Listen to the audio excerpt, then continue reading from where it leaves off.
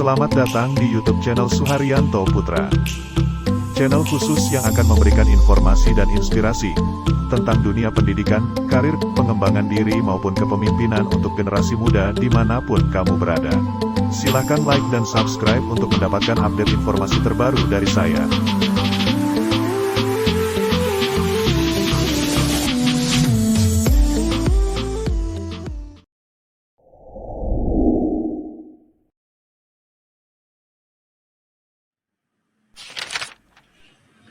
Oke, suara saya jelas kah teman-teman? Jelas, Kak. Oke, jelas ya. Oke, nanti teman-teman kalau pengen ada yang mau ditanyakan, tanyakan aja gitu. Jadi ini aku ngasih beberapa sharing gitu ya, apa yang memang bisa teman-teman siapkan ketika nanti interview gitu. Nah, sebelum ke sana gitu ya, saya pengen ngajak teman-teman untuk ini ground rules kita atau aturan kita di siang ini. Jadi teman-teman sebenarnya perhatikan aja jadi diri sendiri gitu, nggak boleh bicara kecuali nanti saya minta untuk berbicara gitu ya.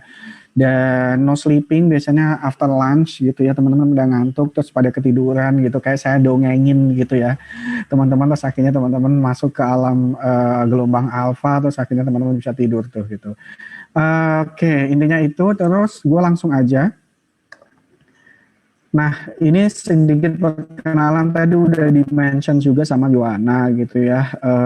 Kebetulan gitu ya, kalau teman-teman lihat, saya itu mulai dari HR itu, mulai dari Kimberly Clark gitu ya. Jadi di Kimberly Clark Indonesia, terus saya pernah gabung di Indonesia Mengajar, terus akhirnya saya di Midplaza Holding, terus tadi Tunas Bangsa juga, terus di Haramada Tabot, dan sekarang di Tanihub gitu. Mungkin kalau teman-teman tahu Tanihub, itu pernah punya aplikasinya ya saya di situ. Nah, kebetulan di dua company sebelumnya ini startup gitu. Kalau sebelumnya itu korporasi gitu. Korporasi itu apa? Itu kayak perusahaan yang udah lama, udah established lama. Let's say misalkan kita bilang kayak banking, Unilever gitu ya. Terus ada juga Wings, Indofood dan lain sebagainya. Itu memang udah lama-lama. Kalau startup kan sebenarnya mereka baru merintis dan memang mereka menggunakan teknologi dalam bisnis prosesnya gitu. Let's say kebetulan Tanihub ini e-commerce, jadi kita jual beli salah satunya adalah kebutuhan pokok lewat aplikasi gitu. Kalau teman-teman mungkin udah familiar dengan Shopee, Lazada gitu ya, Bukalapak dan lain sebagainya sejenisnya itu. Tapi mereka udah lahir lebih duluan gitu. Kalau kita baru lahir kurang lebih 4 tahun yang lalu.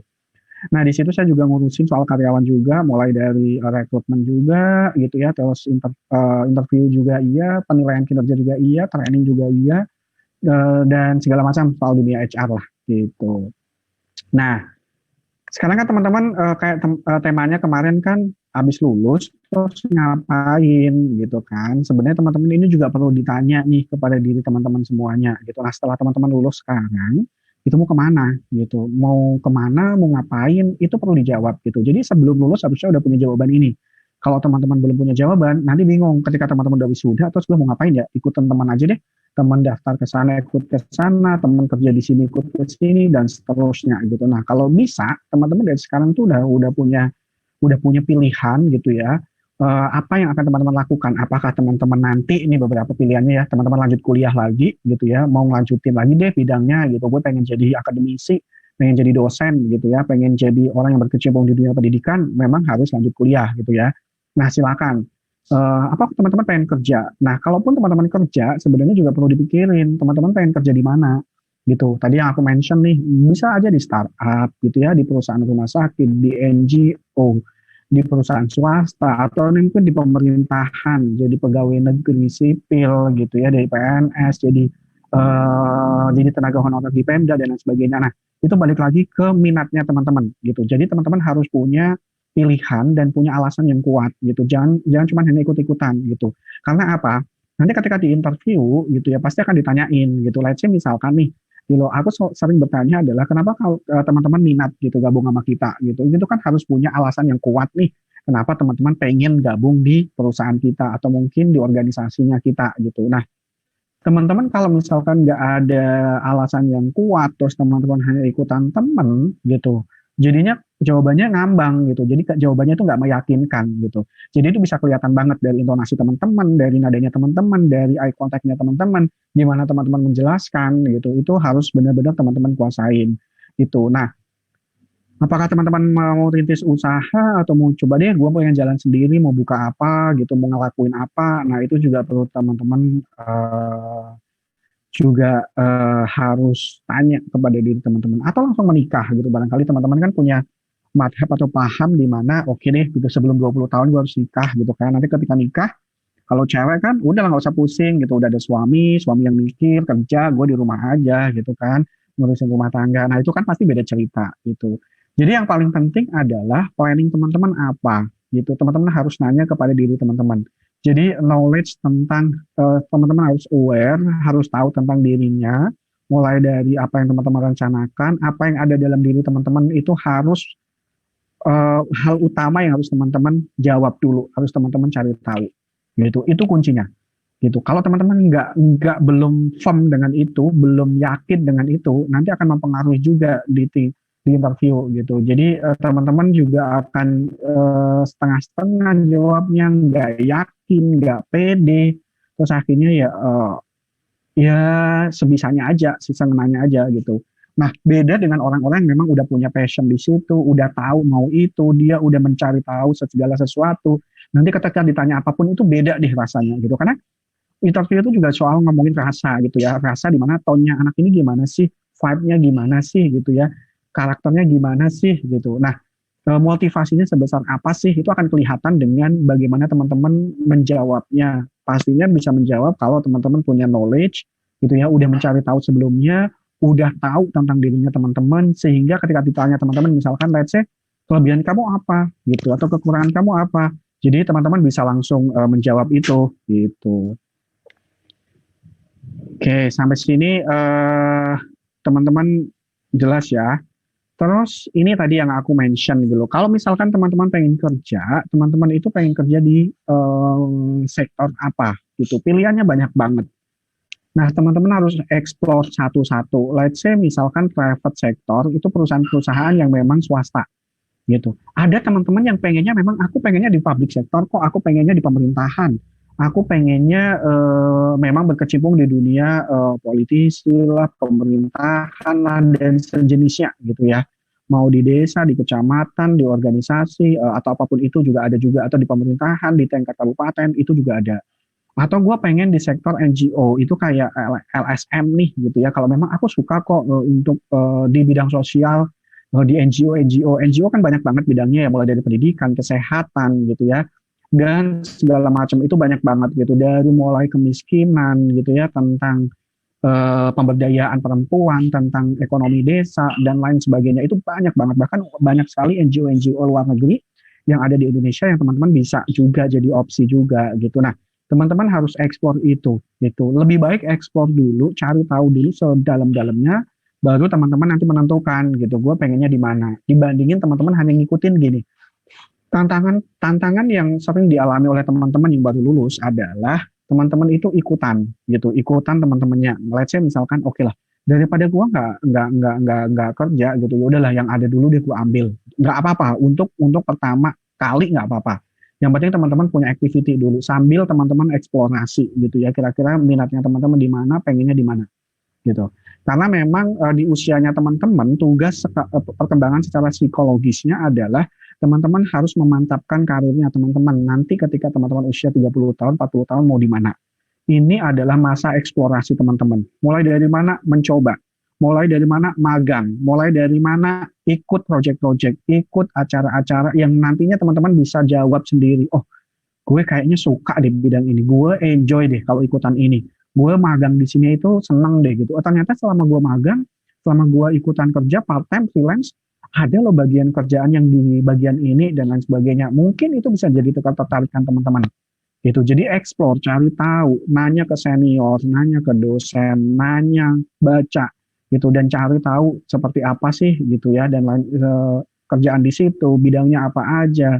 Gue udah pernah nyemplung di situ, nyobain. Nah, nanti akhirnya teman-teman udah eksplorasi itu, akan ketemu satu bidang di mana teman-teman itu memang teman-teman sukain gitu.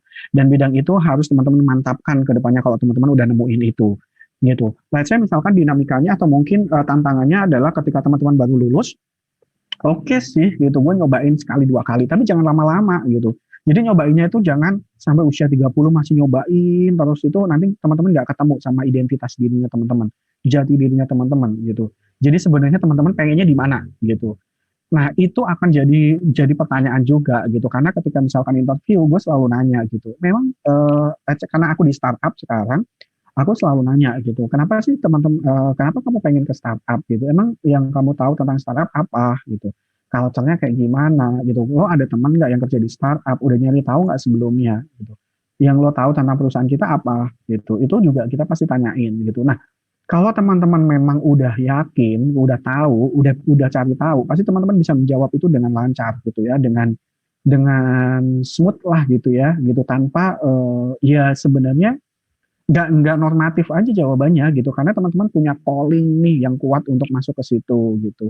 Karena nggak semua orang cocok loh dengan startup, nggak semua orang tuh cocok dengan namanya kerja di pemerintahan, nggak semua orang tuh cocok di kerja di NGO gitu. Tapi ada teman gue yang NGO banget gitu. Iya, memang dunianya di situ gitu, dan dia happy dan dia berkarir dari dulu dia di situ gitu. Nah, ada teman gue yang misalkan dia itu anak korporasi banget nih gitu. Jadi yang rapi gitu ya, yang aturannya jelas dan lain sebagainya. Nah, kalau masuk ke startup, apalagi startupnya baru, ya teman-teman harus siap dengan segala sesuatu gitu ya, palu gada gitu. Jadi apapun harus dikerjain gitu. Dan ketika misalkan diminta tolong ini itu nggak boleh ngeluh gitu. Beda kalau di korporasi gede itu tanggung jawabnya udah jelas gitu. Teman-teman di posisi ini ya kerjaannya A, B, C, D, E gitu. Tapi kalau di startup posisinya ini teman-teman bisa ngerjain banyak hal gitu. Nah itu sebenarnya plus minusnya, tergantung teman-teman karakternya kayak gimana, sukanya di mana. Nah ini yang teman-teman juga perlu explore dulu gitu ya.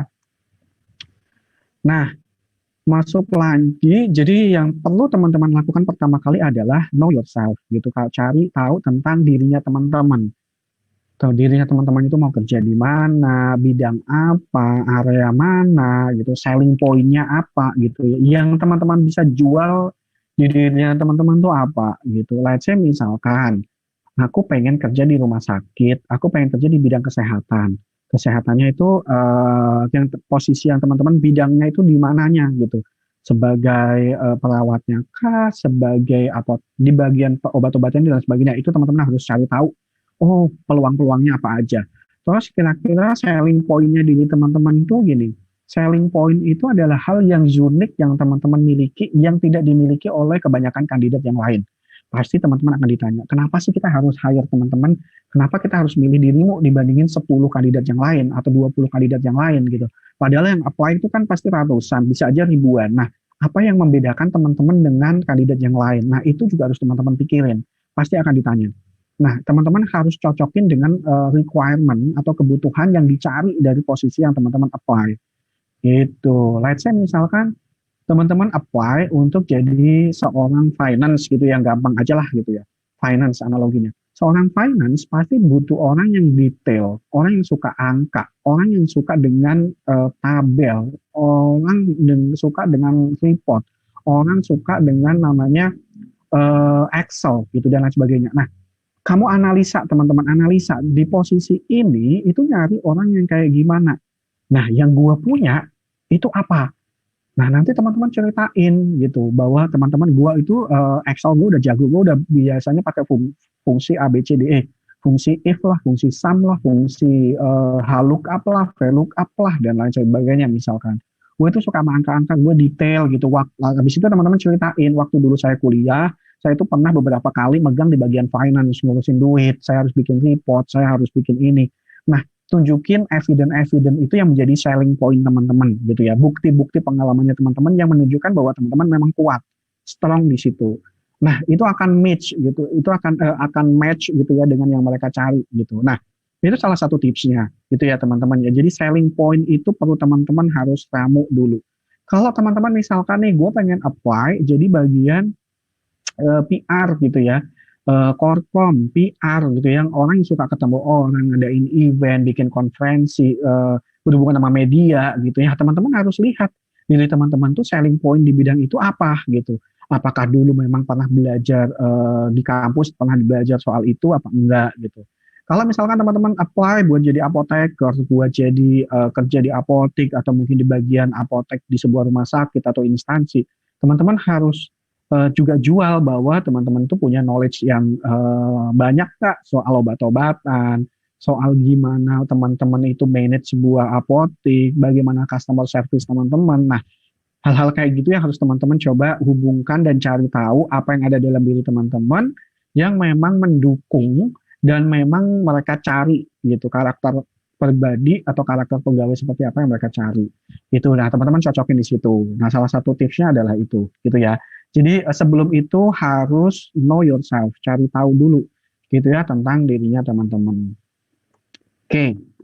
Nah, sebenarnya apa yang dicari dari sebuah perusahaan itu gampangnya adalah ASK, teman-teman. Gitu, ASK itu apa aja? ASK itu adalah attitude, gitu ya, atau karakter.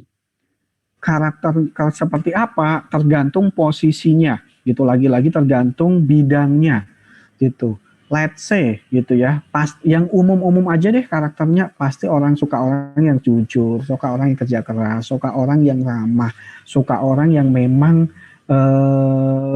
apa yang namanya open mindset dan seterusnya gitu. Karakter-karakter positif itu pasti suka.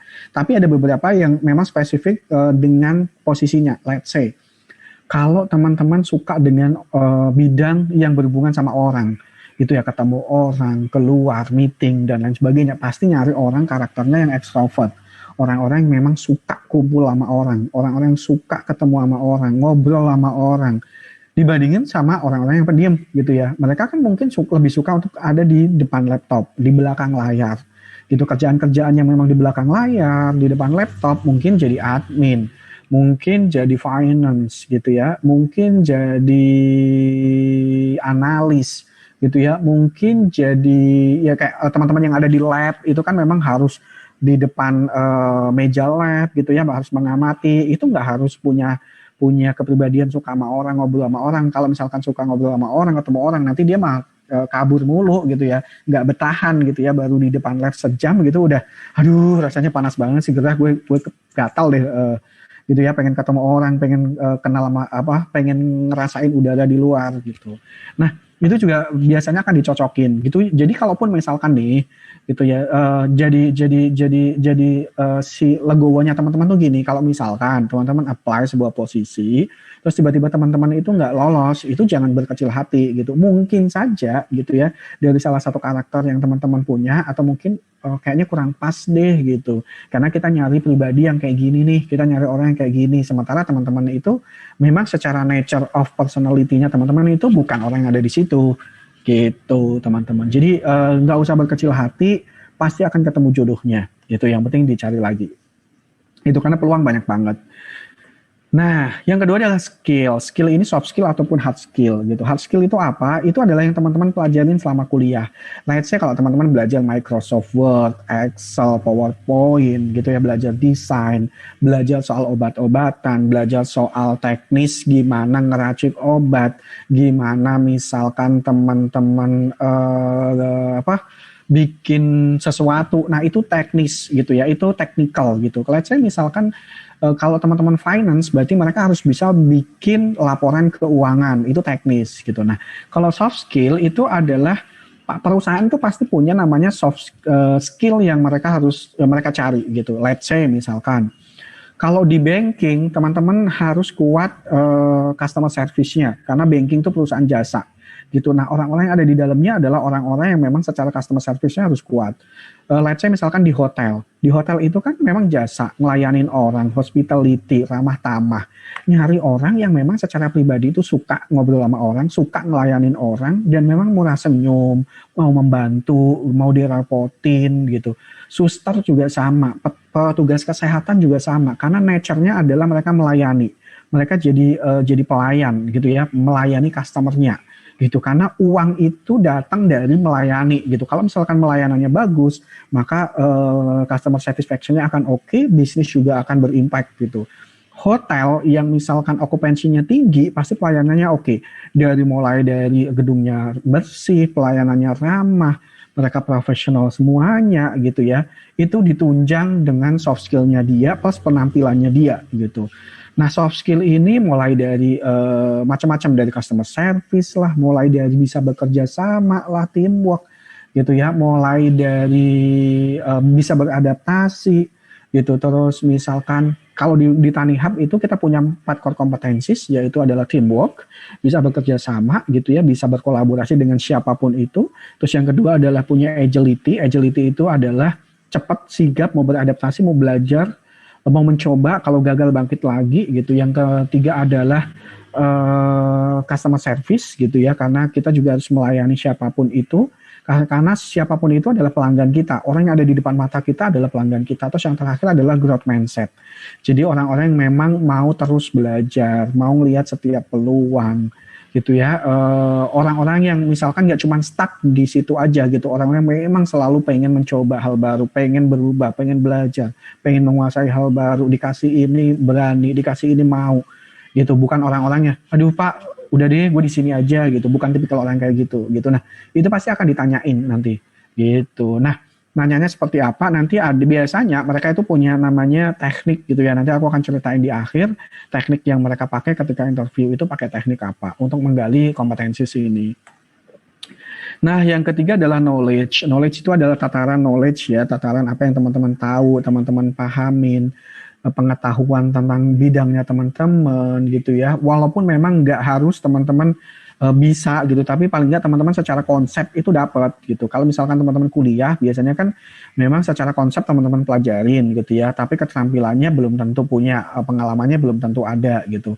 Nah, beda sama teman-teman yang misalkan dulu di SMK nih gitu. SMK kan banyak praktek tuh, keterampilannya jalan gitu, tapi knowledge-nya itu mungkin nggak begitu kuat gitu. Nah, kalau teman-teman knowledge-nya juga kuat, skill-nya juga mumpuni, ada evidence yang memang bisa teman-teman ceritain, itu juga jadi strong point gitu. Ditambah attitude-nya teman-teman juga oke gitu. Jadi attitude itu tuh akan bisa dirasain teman-teman gitu. Kalau misalkan kita ngobrol sama orang, ini orang tuh karakternya tuh keras kepala kah gitu ya, mau dikasih tahu apa enggak gitu, bisa dibentuk apa enggak gitu, orang ini tuh pembelajar sejati apa enggak, itu bisa dirasain gitu.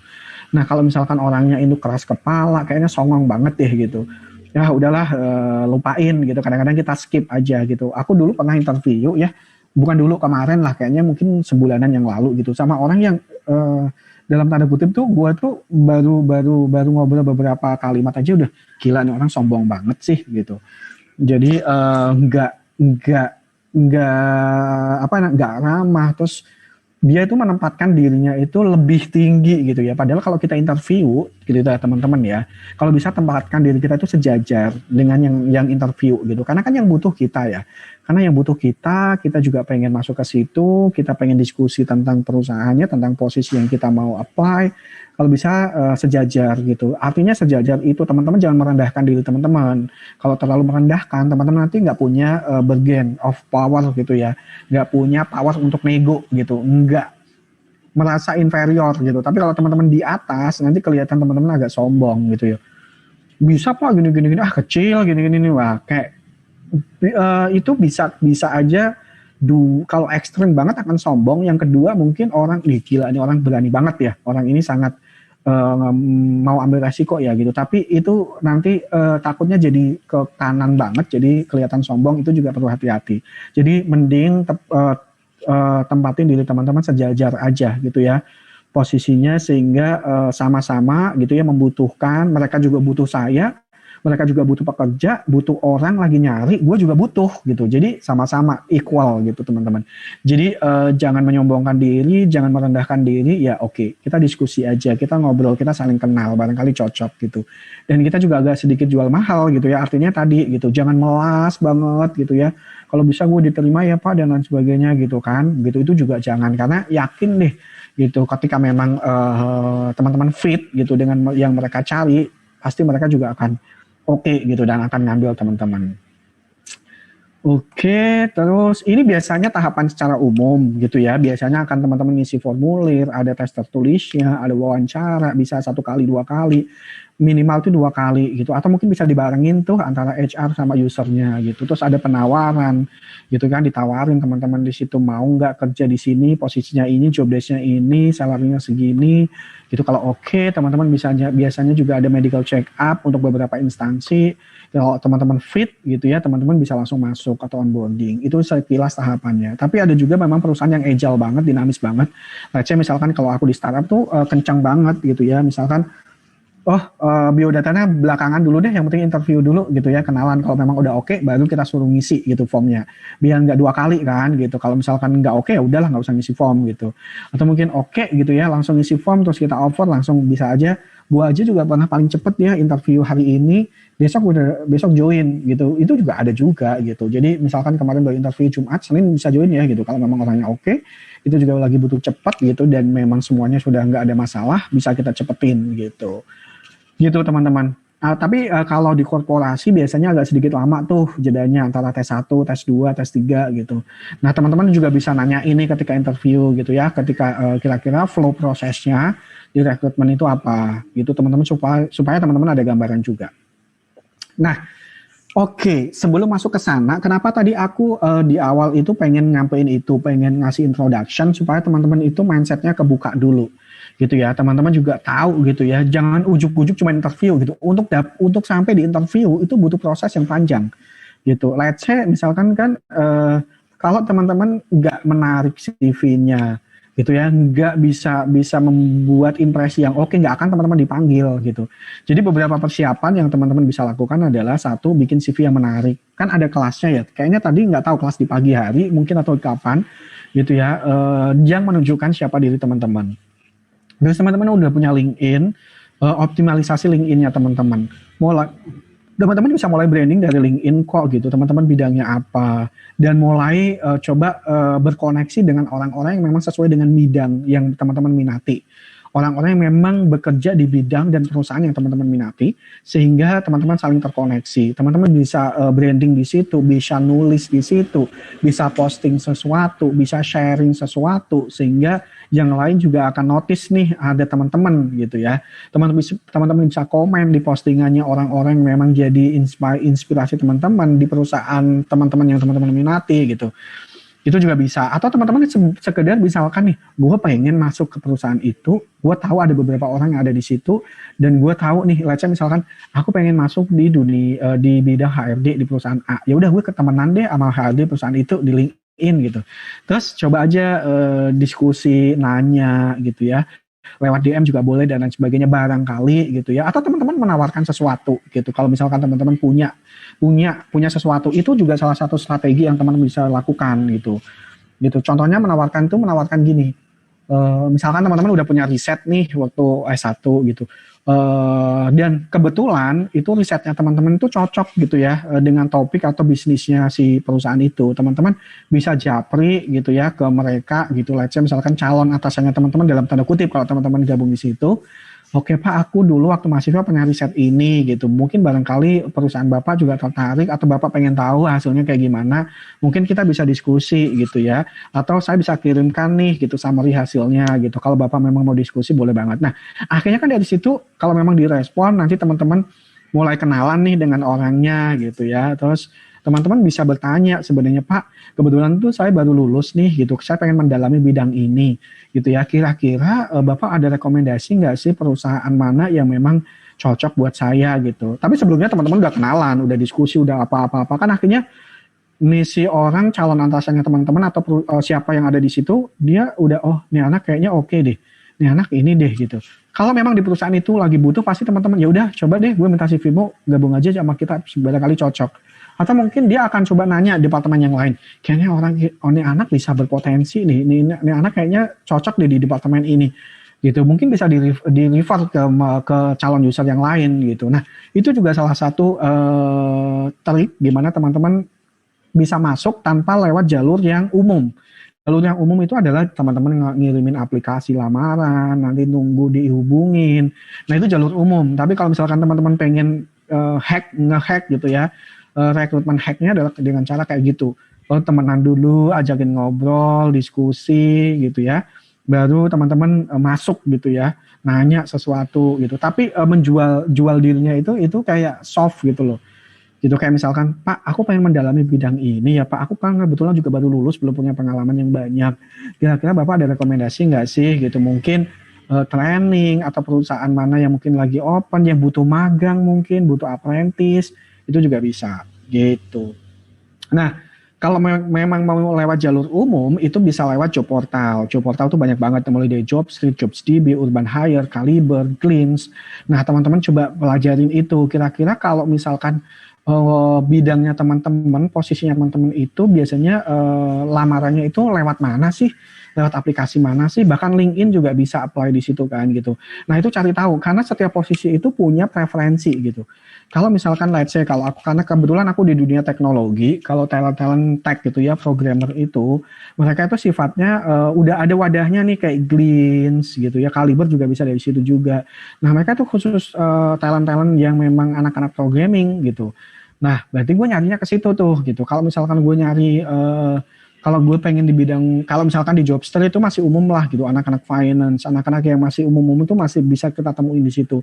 JobsDB juga sama. Urban Hire tuh biasanya anak-anak milenial masih yang baru-baru gitu, dan kebanyakan mungkin kliennya startup gitu.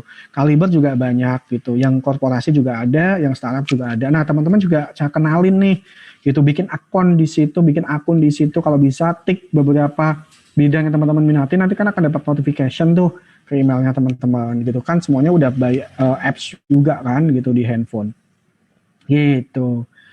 Nah, yang paling penting juga teman-teman perlu pelajarin adalah sosial medianya teman-teman gitu ya, karena ada background check, ada social media tracking gitu. Jadi kalau teman-teman misalkan ngepostnya itu macam-macam, ada ujaran kebencian dan lain sebagainya, pasti teman-teman habis itu juga mereka ilfil, nggak akan ngambil teman-teman gitu. Nah, pertajam keterampilannya, selalu belajar hal baru, selalu bertanya, explore gitu ya, supaya knowledge-nya teman-teman semakin meningkat. Itu juga perlu teman-teman persiapkan. Oke, nah ini beberapa catatan juga gitu. Kalau teman-teman ngelamar kerjaan, jangan cuma 1 atau 2. Banyak, nggak apa-apa. 50 boleh, 100 boleh, toh juga online kok gitu. Nggak ngeluarin duit gitu, cuma send CV doang gitu. CV doang, udah nggak usah banyak-banyak sama lamaran, paling nggak usah foto dan lain sebagainya gitu. Sekarang juga udah banyak selama pandemi job fair itu online gitu. Ya udah gitu, taruh aja dulu gitu, nggak apa-apa gitu. Karena semakin banyak usaha teman-teman, maka teman-teman akan menjaring banyak kesempatan gitu. Teman-teman naruh 100, barangkali nyangkutnya 50. Daripada teman-teman cuma naruh 5, nyangkutnya 1, nanti nggak keterima, juga bingung gitu. Banyak pilihan akan bingung, nggak punya pilihan juga bingung. Lebih baik ada pilihan. Jadi coba jaring sebanyak-banyaknya. Nah, ketika teman-teman job fair atau teman-teman interview atau teman-teman tes gitu ya, perhatikan groomingnya teman-teman. Grooming itu teman-teman sesuaikan dengan culture-nya perusahaan itu, dengan posisinya gitu ya. Jangan misalkan gini, ketika misalkan kan dipanggil, tiba-tiba saya itu pakai kaos oblong gitu. Kalau misalkan itu di startup, budaya kerjanya memang pakai kaos, ya nggak apa-apa gitu.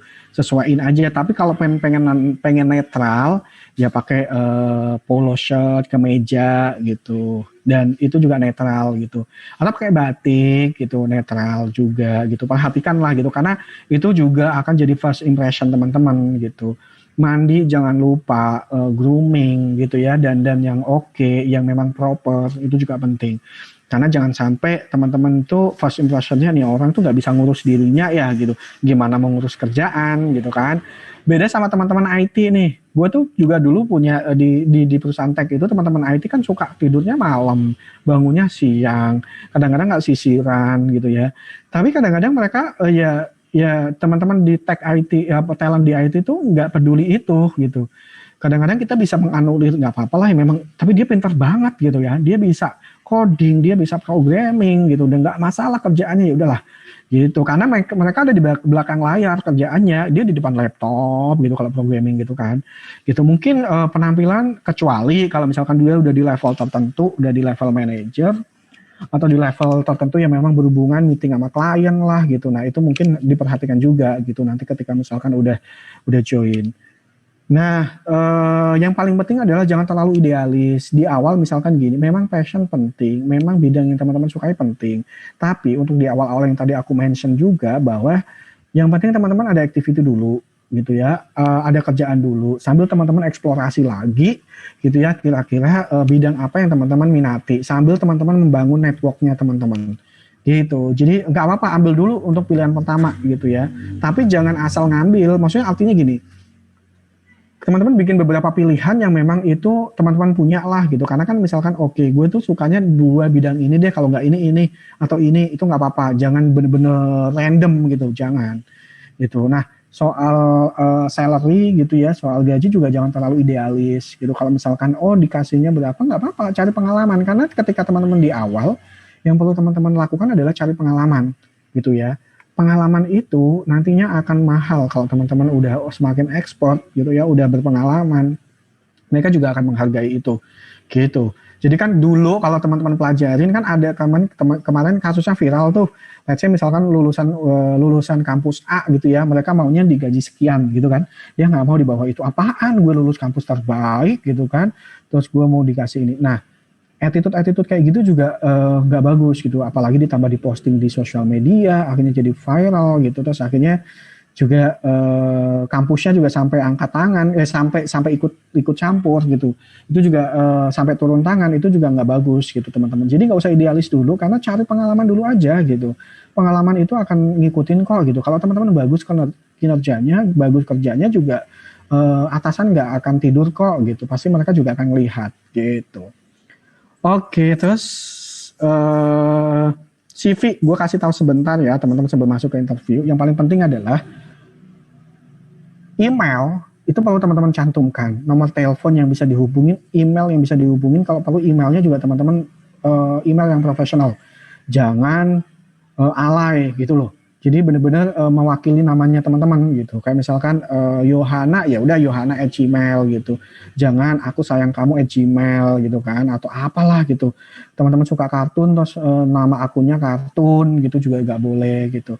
Jadi benar-benar proper gitu. Santumin juga pendidikan teman-teman, eksekutif summary-nya itu teman-teman itu perlu nge-branding teman-teman tuh siapa gitu ya. Nanti aku kasih contohnya. Gitu, kalau teman-teman pernah proyek, pernah pertukaran pelajar, pernah magang, pernah freelance, teman-teman mention di situ, tuliskan, karena itu jadi nilai plus. Pernah ikutan training apa, pernah ikutan pelatihan apa, teman-teman tuliskan gitu ya. Pernah terlibat dalam proses social service, pernah ikutan kegiatan-kegiatan sosial juga di mention juga. Itu bagus juga untuk pengembangan dirinya teman-teman, karena mereka akan melihat bahwa oke, secara soft skill nih orang lumayan nih gitu, mereka pengalamannya banyak juga nih gitu, nggak cuma kupu-kupu kuliah pulang gitu loh. Nah, ini contohnya. Nah, gue saranin gitu ya, kan sekarang banyak media Canva bisa teman-teman pakai untuk ngedesain gitu ya. Di situ udah ada template CV juga, teman-teman bisa pakai Canva-nya gitu. Jangan supaya lebih menarik gitu ya, ada warna-warna lah, ada desain lah gitu. Nah, teman-teman bisa teman-teman pakai. Nah, executive summary itu adalah ini nih, di bawah Elon Musk ini kan sebenarnya aiming to reduce global warming bla bla bla. Itu adalah executive summary tentang dirinya teman-teman. Gitu. Nah, di sini kontaknya itu harus jelas, harus bisa dihubungin gitu ya. Ada pengalaman kerja atau pengalaman organisasinya, pengalaman magangnya di-mention, pendidikannya di-mention. Nah, pendidikannya nggak usah semua, nggak usah dari SD gitu ya. Kayak misalkan contoh yang di samping itu dari SD itu nggak penting. Yang penting pendidikan terakhir juga nggak apa-apa. Toh juga pasti teman-teman udah sampai perguruan tinggi, udah melalui SD kan. Nggak mungkin teman-teman tiba-tiba langsung kuliah gitu. Nggak usah yang sebelah itu kan ada tinggi berat badan. Itu nggak perlu juga gitu. Kecuali teman-teman pengen jadi model gitu kan. Fotonya juga nggak usah full body gitu ya. Itu juga nggak penting juga gitu, atau mungkin satu halaman tuh foto semua gitu ya, muka semua juga nggak ini juga gitu. Jadi contoh yang di samping ini itu beberapa hal yang mungkin perlu diperhatikan juga, nggak perlu semuanya, hanya paling yang penting nomor telepon, alamat, email gitu ya, itu penting gitu, karena pasti mereka akan hubungin gitu. Kalau yang lain-lain nggak terlalu. Oke, terus kita masuk ke wawancara. Oke, kita masuk ke wawancara. Sebenarnya wawancara itu apa? Secara penjelasan itu adalah interaksi gitu ya. Sebenarnya ngobrol aja, kenalan antara teman-teman dengan pewawancaranya teman-teman.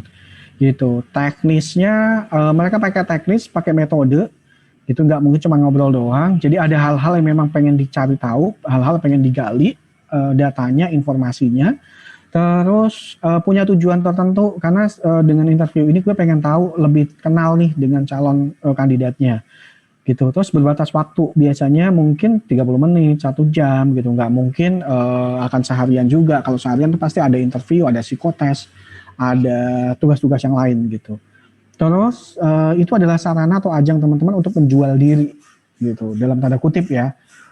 Tolong dong hire gua, tolong dong pilih gue dibandingin teman-teman yang lain, dibandingin kandidat yang lain. Itu adalah salah satu caranya teman-teman untuk menjual diri ketika teman-teman udah ketemu gitu sama klien. Kalau udah sama si employer, kalau misalkan teman-teman udah di tahap ini, berarti teman-teman memang udah oke gitu ya, udah oke dalam tahap screening depan gitu ya, sortiran depan. Baru teman-teman harus yakinkan di sini. Makanya teman-teman harus menjual diri. Nah, persiapan sebelum interview apa aja yang perlu teman-teman siapin? Yang pertama adalah survei. Gali informasi di mana teman-teman akan interview. Itu kalau offline. Alamatnya di mana gitu ya, kesananya naik apa, berapa lama gitu. Teman-teman sebelumnya udah punya gambaran. Kalau belum punya, nanti teman-teman let's say misalkan kejadian tiba-tiba macet, tiba-tiba hujan, tiba-tiba macam-macam. Nah, teman-teman udah antisipasi sebelumnya gitu. Jadi itu perlu teman-teman lakukan. Siapin mental, pede, optimis, yakin. Ketika teman-teman udah interview, udah nggak usah pikirin kandidat yang lain.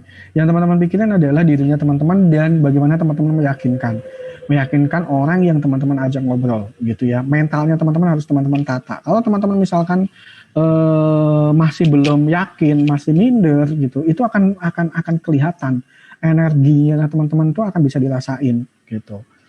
Perhatikan pakaian sama penampilan gitu ya, tadi aku mention juga gitu, karena ini menunjukkan seberapa profesional teman-teman gitu. Jadi jangan juga pakai kaos oblong juga gitu ya, yang perempuan juga jangan pakai pakaian yang transparan juga gitu ya.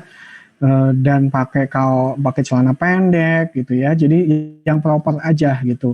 Kenali budaya kerja di situ, biasanya orang-orang kalau kerja di situ tuh pakai apa, ikutin gitu ya, supaya nggak salah kostum juga gitu. Nah, cari informasi tentang profilnya, baca-baca websitenya, ikutin IG-nya gitu. Jadi teman-teman kalau misalkan nanti ada topik atau bahasan soal perusahaan, itu teman-teman bisa nyambung gitu loh. Oh iya Pak, kemarin terakhir pernah ngadain kegiatan ini ya gitu. Oh waktu itu pernah datang ke daerah ini ya, oke perusahaan ini tuh, dan akhirnya teman-teman bisa nyambung gitu. Dan itu bisa menjadi bahan pertanyaan juga, bahan obrolan juga gitu. Ternyata misalkan ada kakak kelas kalian juga gitu ya, oke gitu. Atau teman-teman juga bisa nanya-nanya ke seniornya juga gitu. Di situ tuh kayak gimana budaya kerjanya, nyari orang kayak gimana dan lain sebagainya. Cari tahu. Gitu pasti teman-teman akan ditanya, kamu udah tahu nggak tentang kita kayak gimana, tentang perusahaan ini seperti apa. Nah teman-teman bisa menjelaskan lebih dibandingkan hanya, oh jujur ya Pak, saya belum cari tahu Pak gitu. Oke Pak, setelah ini mungkin saya akan cari tahu. Nah itu beda banget. Itu tuh no banget gitu. Jadi ibarat kata lo tuh pengen masuk ke situ, lo pengen berjodoh sama company itu, tapi lo nggak pernah mau nyari tahu gitu. Lo nggak care, lo nggak perhatian gitu. At least lo kenalan gitu, walaupun memang belum kenal, dengan baca doang ya harus gitu. Let's say misalkan lo pengen nih gitu ya, pengen ngajuin sponsor nih kegiatan gitu ya, ngajuin ke dosen A gitu. Teman-teman kan harus kenal sama dosen itu dulu gitu. Kalau teman-teman udah kenal, nyari tahu informasinya, oke, jadi nanti ketika ngobrol jadi cair gitu. Oke, apa yang teman-teman tulis di CV atau mungkin kalau ada esai, teman-teman harus baca ulang, harus cari tahu gitu ya, harus baca lagi, pelajarin, kuasain, akan ditanyain lagi biasanya. Semua yang informasi yang teman-teman tuliskan akan dikonfirmasi, akan divalidasi. Kalau let's say misalkan teman-teman bilang bahwa saya itu bisa beradaptasi, ada contoh nggak sih teman-teman, pengalaman teman-teman bisa beradaptasi, pernah di mana gitu. Itu juga teman-teman pastinya juga akan ditanya gitu. Nah, latihan dulu, coba ngobrol gitu ya di depan cermin dengan temennya, itu juga bisa gitu ya. Prediksikan, nanti aku akan tulis juga beberapa pertanyaan yang umum mungkin akan ditanyain di belakang gitu ya. Kalau ada dokumen-dokumen yang perlu dibawa, teman-teman siapin. Let's say misalkan disuruh bawa CV, disuruh bawa ijazah, fotokopi KTP, itu teman-teman bawa juga gitu. Itu salah satu menyediakan teman-teman siap berarti udah punya motivasi tinggi tuh untuk join gitu. Kalau misalkan aduh nggak bawa pulpen juga nggak bawa gitu, waduh parah gitu ya. Nah kalau bisa datang lebih awal teman-teman, karena akan mempengaruhi psikisnya teman-teman. Kalau teman-teman telat udah ngeblank, yang teman-teman siapin itu udah ngos-ngosan lah, udah deg-degan lah, adrenalinnya naik lah, jadi keringat dingin, jadi keluar semua gitu ya. Jadi mengganggu penampilannya teman-teman juga, baju bisa basah semua gitu. Jadi psikis itu sangat penting gitu. Kalau teman-teman udah tenang, ready, yakin, udah firm, teman-teman akan menjelaskan dan menjawab gitu. Minat sama optimisme teman-teman perlu teman-teman bawa. Senyum, salam, sapa, jabat yang hangat itu teman-teman lakuin gitu. Jangan cuma hanya misalkan selamat pagi, pagi. Boleh jelasan diri teman-teman? Nama saya Suhar. Udah gitu doang. Ini orang jadi energinya nggak nyampe gitu loh. Jadi dingin gitu. Jadi teman-teman kalau bisa oke, selamat pagi Pak gitu kan. Apa kabar? Baik, alhamdulillah gitu. Jadi energinya akan nyampe gitu ya, atmosfer positifnya akan nyampe karena itu akan nular gitu ya teman-teman ya. Kalau misalnya teman-teman dingin gitu ya, interview juga jadi dingin juga gitu loh teman-teman. Itu juga akan berpengaruh. Nah, jadi relax gitu ya, peduli itu artinya apa sih gitu? Peduli dengan apa yang teman-teman rasain, peduli dengan apa yang teman-teman apply, peduli dengan perusahaannya, peduli dengan lingkungan sekitar. Let's say misalkan, oh kayaknya belum ditutup deh pintunya gitu, teman-teman bisa tutup gitu ya, inisiatif. Oh ternyata di situ ada sampah nih gitu, terus teman-teman ambil. Oh ternyata di situ gelap nih gitu, mungkin bisa nanyain Pak, apakah perlu dinyalain lampunya gitu. Oke Pak, kayaknya terlalu dingin gitu kan. Itu juga sebenarnya toh ternyata ada keran yang nyala gitu, teman-teman bisa matiin. Hal apapun kadang-kadang itu tuh jadi settingan loh teman-teman gitu. Ada beberapa case gitu ya kejadian, gue pengen deh seberapa peka sih mereka, seberapa inisiatif sih mereka, seberapa peduli sih mereka gitu. Karena itu bisa menjadi salah satu tesnya juga gitu loh. Gitu. Kalau ketika ketemu teman ya nyapa gitu, sekedar nyapa aja gitu. Jadi nggak cuek dengan orang samping kanan kirinya juga gitu. Oke, kalau ada orang lewat gitu dan lain sebagainya, itu juga salah satu bentuk kepedulian. Gitu karena kalau misalkan nih, oh ada sampah, terus misalkan ada barang jatuh, teman-teman ignore gitu ya, nggak peduli. Nih orang kayaknya bukan tipikal orang yang kita cari deh gitu. Bisa jadi itu akan kelihatan. Gitu bisa jadi itu jadi salah satu jebakan gitu ya, salah satu tesnya juga. Kalau misalkan sengaja gitu ya, ada tiba-tiba ada orang lewat terus tiba-tiba dia jatuhin sesuatu gitu kok, padahal kita lagi nunggu di situ pada diem semua nggak peduli. Oke. Gitu nanti akan kelihatan juga. Nah hal-hal kayak gitu-gitu juga perlu diperhatikan ya, be nice people lah gitu ya. Terus kalau teman-teman memang nggak siap untuk kenalan dengan yang lain, nggak usah kenalan. Let's say misalkan nih aku interview, Yohana interview gitu. Terus aku kenalan sama Yohana. Gila ya Yohana pintar banget ya dia ya. Terus akhirnya teman-teman jadi minder. Gila ya saingan gue jago-jago semua ya gitu. Dia udah punya pengalaman semua ya. Dia udah pernah ini itu ya gitu. Nanti teman-teman kalau minder gitu ya akan pengaruh ke psikisnya teman-teman. Lebih baik fokus, nunggu giliran, nunggu dipanggil. Kalau teman-teman udah interview bebas. Mau kenalan, mau berbagi nomor telepon dan lain sebagainya boleh gitu ya. Kalau di awal kalau teman-teman nggak yakin, nggak bisa manage psikisnya teman-teman, nggak usah dulu gitu. Nah tadi udah groomingnya diperhatiin. Nah ketika interview juga gitu ya, ketika misalkan di ruangan teman-teman juga sopan santunnya dijaga gitu ya, ketuk pintu gitu ya, terus buka pintu, tutup lagi, minta izin untuk duduk, eye contact gitu ya. Kalau misalkan ada kamera di sini, kalau ini eye contact, lihat orangnya, jangan lihat bawah, jangan lihat samping, jangan lihat atas, jangan lihat macam-macam. Jadi tetap ngobrol gitu, perhatikan yang diajak ngobrol gitu ya. PD komunikatif, oh iya Pak gitu. Kalau misalnya ditanya A, jawabnya juga lebih komunikatif gitu. Kamu anak berapa? 1. Namanya siapa? Suhar. Lulusan apa? Psikologi. Udah. Kalau ditanya jawabnya sekata bingung nanti kan yang interview gitu. Jadi kalau bisa semakin komunikatif semakin ngobrol gitu. Nah kurangi bahasa gestur yang berlebihan gitu ya. Misalkan teman-teman jawab nih gitu ya. Nah kayak gini-gini juga, aduh Orang juga bingung lihat kepalanya teman-teman, udah kepalanya gerak, tangannya gerak, matanya gerak gitu.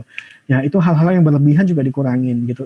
Boleh gitu untuk menegaskan sesuatu, itu juga boleh gitu ya. Kalau bisa jangan blank gitu ya, jangan stuck gitu, terus diem lama gitu, jangan.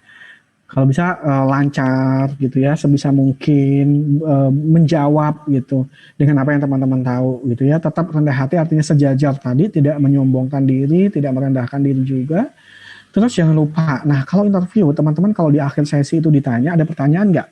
Kasih pertanyaan gitu ya. Jangan didiemin aja. Ini menunjukkan seberapa teman-teman itu punya curiosity, punya rasa keingintahuan. Itu ada hal yang ingin teman-teman gali gitu. Dan jangan lupa saya thank you gitu ya. Itu mungkin setelah interview teman-teman dulu pernah di email atau di WA, udah pulang saya thank you Pak atas undangan interviewnya hari ini gitu ya. Ya itu polite gitu ya. Saya tunggu kabar berikutnya kayak gitu-gitu. Itu juga perlu teman-teman sampaikan juga lewat media apapun yang mereka hubungin gitu ya, lewat WA, lewat email, itu juga bisa. Nah kalau online, gimana sih kalau online? Yang paling penting adalah teman-teman harus siapin device-nya teman-teman sama sinyalnya teman-teman. Jadi teman-teman harus kalau bisa ada lebih awal join gitu ya. Kalau perlu siapin wifi cadangan atau HP buat tethering gitu ya. Nah, kenapa lebih awal? Karena teman-teman akan coba ngecek kalau misalkan Zoom, Google Meet, terus apapun itu kadang-kadang kan technical bermasalah ya, kayak misalkan kok suaranya nggak kedengeran nih, putus-putus gitu ya. Oh ternyata laptop saya nggak berfungsi bagus nih, teman-teman bisa ganti segera gitu. Oh ternyata kecil banget suaranya, gimana ya gitu, apakah saya perlu headset atau enggak gitu. Kalau misalkan teman-teman udah jam 2 baru masuk, tiba-tiba hola halo nggak kedengeran, wah moodnya yang interview udah kena tuh. Aduh udah deh gitu, ini anak nggak siap nih, ini anak nggak niat nih gitu. Nah ini kalau interview kita sama si HRD mungkin kalau baik hati nggak masalah, tapi kalau sama user, kebetulan usernya itu jadwalnya sibuk banget dan dia itu udah misalkan direktur atau apapun itu, aduh ini udah buang waktu saya nih gitu, wasting time nih kandidat gitu. Nah itu juga perlu diperhatikan. Jadi sebisa mungkin join lebih awal, pastikan sinyalnya jalan, device-nya teman-teman mendukung gitu ya. Terus juga ini face-nya dibuka gitu, karena kalau cuma intonasi, kalau cuma suara mereka nggak bisa ngebayangin, tapi kalau misalkan videonya dibuka teman-teman lihat gitu ya, itu juga oke. Gitu juga untuk gitu, kenal sama mukanya, kenal bagaimana dia menjelaskan, bagaimana dia ngomong gitu, dan jangan lupa bertanya. Gitu yang paling penting sebenarnya adalah kalau aku beberapa kali ngaduin interview gitu ya, selalu aku bilang please join lebih awal dari jamnya gitu. Gua aja kalau misalkan interview user dan kebetulan aku nemenin gitu, aku rela untuk join lebih awal juga, dan aku minta kandidat join lebih awal juga. Kita tes dulu gitu. Jadi begitu user jam 2 udah masuk, itu udah ready gitu. Daripada nanti hola halo seputus-putus lah, nggak jelas lah gitu. Itu udah moodnya akan ngaruh. Dua-duanya juga pasti akan impresinya jelek gitu. Oke, ini beberapa sesuatu yang haram teman-teman telat. Jadi jangan pernah telat, kalau bisa datang lebih awal. Dokumen kalau ada yang diminta bawa. Kalau misalkan online sinyalnya harus dukung, device-nya harus dukung, prepare itu sebelumnya, install aplikasinya kalau belum punya, let's say misalkan Zoom, Google Meet gitu kan, jangan hari itu juga gitu. Terus jangan sombong juga, jangan terlalu santai juga gitu ya, dari sisi pakaiannya juga. Terus jangan menjelekkan kampus teman-teman, jangan jelekin perusahaannya teman-teman sebelumnya, sekolahnya teman-teman gitu. Jangan berusaha untuk bohong gitu ya, jujur, karena gitu ya pasti kita juga kadang-kadang kita akan background check teman-teman, akan nanyain ke dosennya teman-teman, akan nanyain ke perusahaan teman-teman sebelumnya gitu. Jadi jangan bohong, nanti ketika betul teman-teman bohong akan ketahuan, udah blacklist gitu. Terus data-data juga jangan dipalsuin gitu. Let's say misalkan teman-teman tuh nggak pernah juara, teman-teman tulis jadi juara gitu kan. Nah, begitu datanya teman-teman ketahuan, udah gitu, di mana-mana kan di blacklist. Dan sebenarnya gitu ya, HRD-nya kan sebenarnya orang itu lagi gitu ya. Jadi pasti mereka juga akan nyari tahu nih gitu. Misalkan Oh, dulu dia pernah kerja di sini, oh gue kenal sama HRD-nya, dulu dia gimana gitu, pasti akan ketahuan gitu. Jadi lebih baik teman-teman untuk menata karir, teman-teman harus berusaha untuk jadi orang yang jujur. Oke, nah ini salah satu tips, salah satu teknik nih namanya itu behavior interview, behavioral based interview, gitu ya. Itu apa sih? Itu adalah teknik dalam interview yang digunakan untuk melihat potensi dan juga keterampilan yang teman-teman punya untuk melihat kemungkinan keberhasilan teman-teman di masa yang akan datang. Dengan menggalinya adalah pengalaman-pengalaman yang teman-teman udah lakuin, teman-teman udah lalui, gitu. Contohnya, ceritakan dong pengalaman kamu ketika teman-teman bekerja sama, gitu ya, dan memberikan dampak terhadap organisasi, terhadap orang lain, terhadap kampus, gitu. Lo ada pengalaman nggak sih tentang kerjasama, tentang lo ngasih dampak gitu ke orang lain? Gitu. Boleh dong ceritain. Nah, teman-teman akan cerita tuh, gitu. Terus misalkan ceritakan dong pengalaman kamu ketika kamu membuat perubahan, gitu. Perubahan apapun itu, gitu ya. Mungkin atau ceritakan dong pengalaman kamu di waktu di saat-saat yang sulit, waktu itu yang paling sulit yang pernah kamu alami, gitu. Gitu. Nah, contohnya adalah ceritakan dong pengalaman kamu ketika kamu melayani sebuah pelanggan gitu ya, di mana pelanggan itu nanti puas gitu atau apapun itu. Pernah nggak sih kamu mengecewakan pelanggan? Gitu. Boleh dong ceritain. Terus apa yang kamu lakukan saat itu? Gitu. Nah, misalkan ceritakan dong pengalaman atau prestasi yang pernah kamu banggain gitu. Waktu itu gimana ya gitu ceritanya gitu, apa yang kamu lakukan dan seterusnya.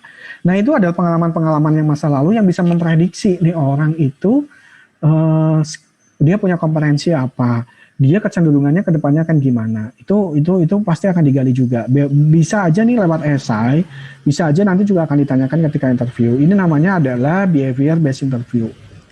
Nah, cara menjawabnya gimana? Ini di esai juga sama. Teman-teman apply beasiswa, apply nulis pertanyaan di esai dan seterusnya pakai teknik ini bisa bagus banget. Yang perlu teman-teman lakukan adalah teman-teman harus ini pakai STAR teknik namanya. Situasinya teman-teman jelasin dulu. Gitu ya, situasi yang menggambarkan. Contohnya misalkan teman-teman tadi pengalaman bekerja sama. Oke, waktu kuliah gitu ya, saya pernah menjadi ketua panitia di acara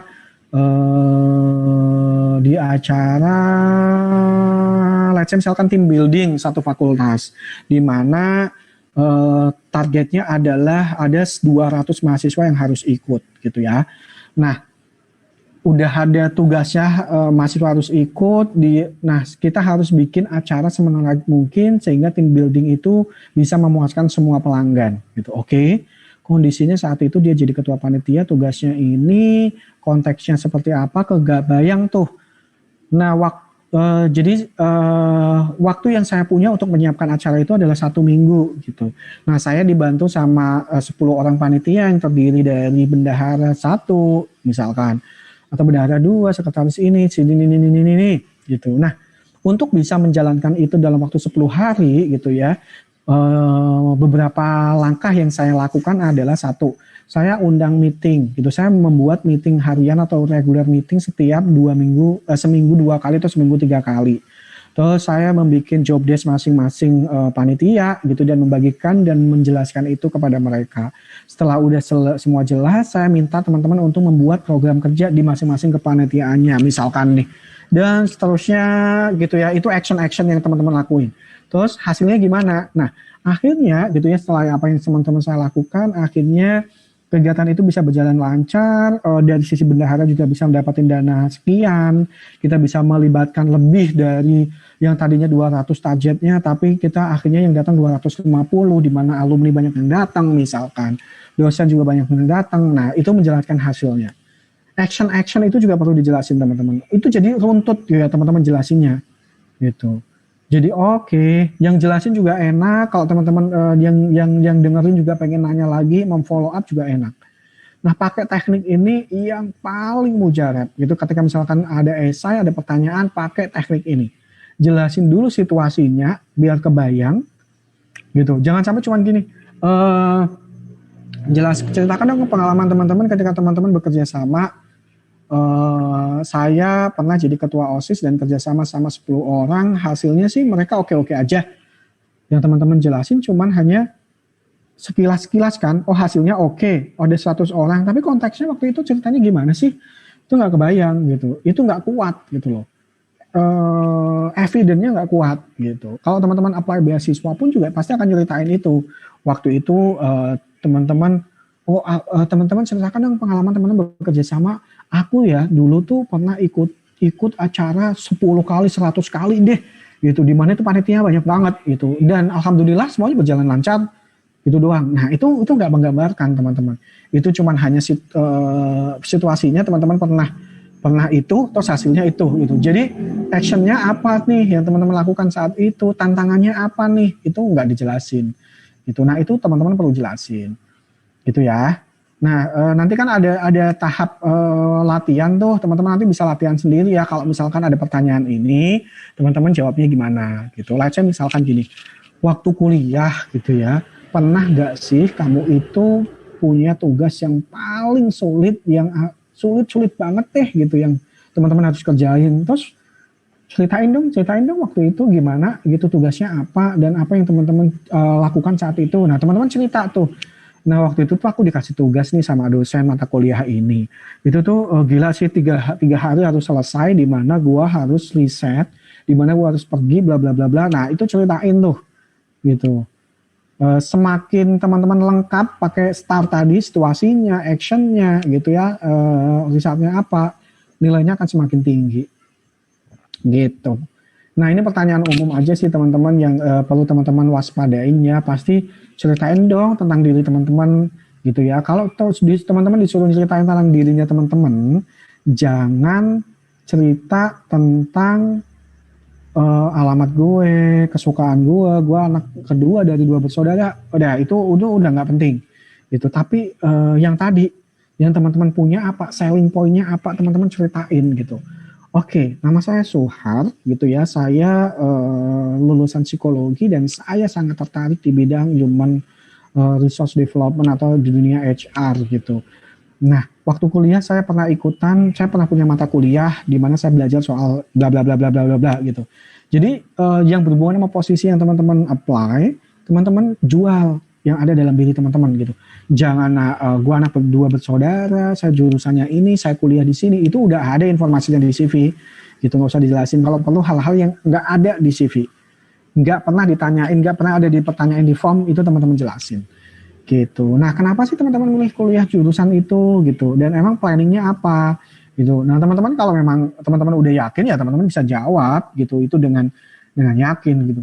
Gua itu pilih, kalau misalkan teman-teman ternyata yang teman-teman apply itu nggak sesuai dengan jurusan. Lah terus kenapa kamu ngambil jurusan ini? Nah teman-teman bisa yakin, oke, sebenarnya ya setelah saya belajar banyak nih di jurusan ini dan ditambah lagi saya juga ikutan organisasi di kampus, saya tuh jadi terbuka gitu. Ternyata banyak sekali ya peluang gitu. Salah satunya ketika saya ikut organisasi, saya pernah ada di kepanitiaan ini, jadi misalkan ngurusin di IO-nya lah, ngurusin peserta-peserta. Nah saya kok menikmati ya gitu peran ini, di mana saya harus ngurusin banyak orang, ngurusin klien gitu. Nah, kerjaan di posisi ini di mana memang harus ngurusin klien, ketemu banyak orang, itu kayaknya cocok nih dengan pengalaman saya waktu organisasi, itu juga bisa gitu. Jadi memang saya jurusannya ini gitu ya, tapi dengan jurusan ini saya belajar salah satunya di mata kuliah ini yang mendukung, itu juga bisa gitu. Gitu. Terus rencana setelah lulus apa, teman-teman? Kalau tadi ya udah punya plan dengan jelas, teman-teman bisa menjelaskan dengan itu, dengan yakin juga. Terus yang teman-teman lakukan selama kuliah apa? Itu kalau teman-teman kuliah pulang kan jadi datar aja gitu informasinya gitu.